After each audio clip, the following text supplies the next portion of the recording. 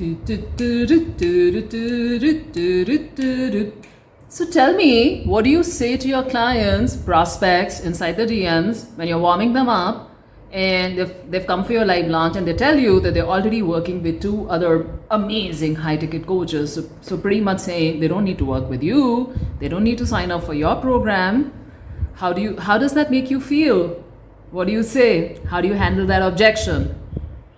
People only talk about money objections. You want me to talk about it? Let me know in the comments and I'll tell you how to break that for good. It's the easiest objection to handle, guys. I'm telling you, money objection, price objection is the easiest objection to handle. But today's topic is not price objection. Today's topic is about when they tell you they're already working with other high ticket coaches. Okay? So people, this is Himani Jain. I'm a sales scaling coach for 5-day launches, 3-day launches.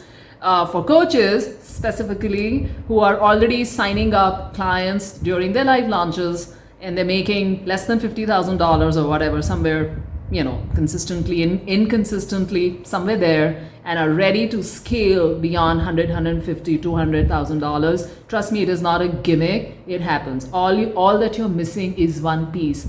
All that you're missing is your team. Either you don't have a team or you don't have a trained team. You don't have a rock star social selling team that knows how to close and buy you time and get you a lot of money. And also, they also make a lot of money, which is great, which is a win-win for all, right? Isn't that why you started the business?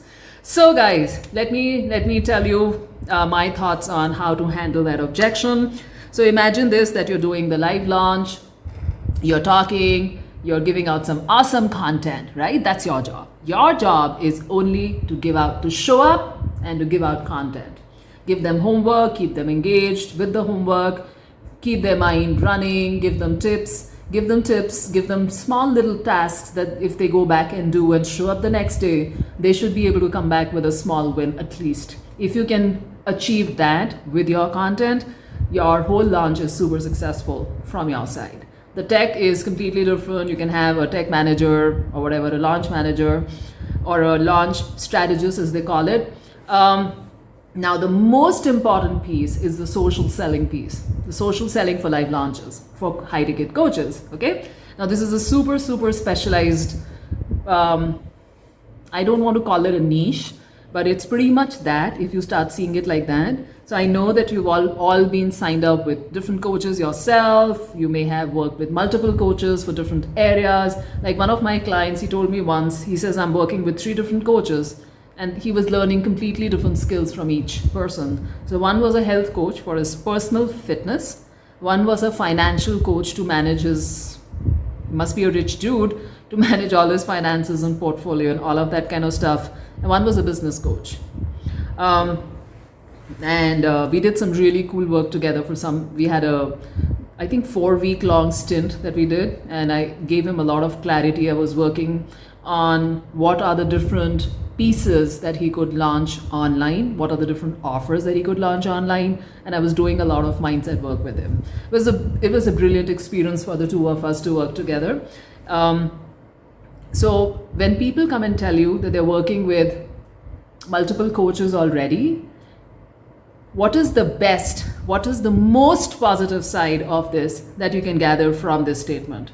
I mean, I know people feel like, oh my gosh, they're already paying someone, so they cannot afford me. What a waste of time. I've been sending them DMs. I've been nurturing them. I've been following up with them. I've been tagging them. I've been sending them one message after the other, helping them out, maybe leaving voice notes, finding out about their Facebook profile, checking them out, stalking them, maybe hoping to get that sale. Yeah, all of us do that. Be honest, guys. Be honest about what you've been doing or what you've done in early days.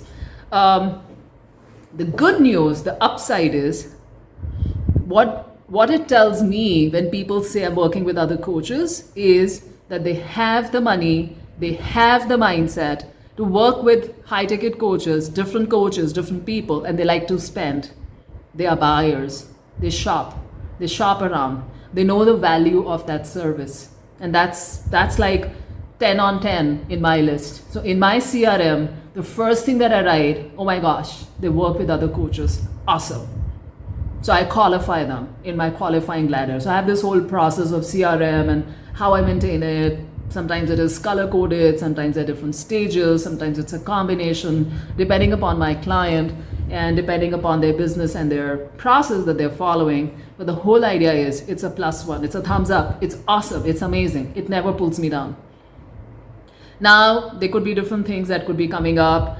Oh, now you have to understand. Now, okay, point 2, this is very important. I'm just coming up with it, okay? I have no script. I'm just thinking simultaneously. I thought of a topic and I'm just going live. And I'd like you to be like that, okay? The next thing is, why have they come to attend your launch? They're working with these 2 amazing coaches. They're paying like $10, $15, $20,000 to learn whatever skill that they're learning from them. Now, why are they here? Why do they have the time to come and sit for another free launch? Why don't they have enough work on their platter along with their coach that they're working with? High ticket coach, right? Remember, that's what they said, working with high ticket coaches, 2 of them, not 1. They specified that to you. Why the hell are they here talking to you and taking freebies and free inputs from you? That means that something is not working in their business. Something is not working with that coaching program. Yeah? Got it? Are the light bulbs lighting up? How many of you? Come on, come on, come on. You can tell me. Be honest. Be honest. So your next set of questions are designed around that. You want to extract as much information, obviously without sounding a certain way. Got to be as polite.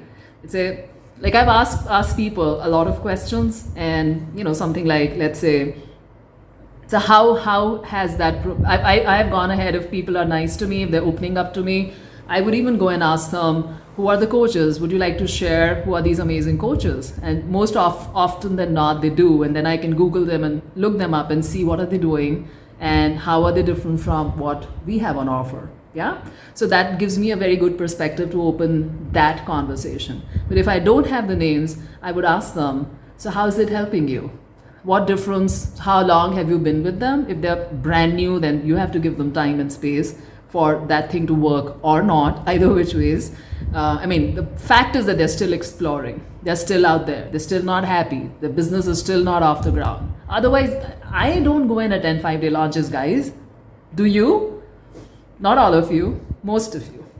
Again, be honest. Okay, cool. So I would then, let's say, if they have been working with those clients for a while, let's say 3 months, longer, then I would say, what is the shift that you've seen in your business since you started with them? And trust me, 99% of the times, that coach is not working out for them. And that's why they're here with you. Now, your job is to help them with, you hear them out. And once they open up, they'll open up like, you become like a shoulder to cry on for them.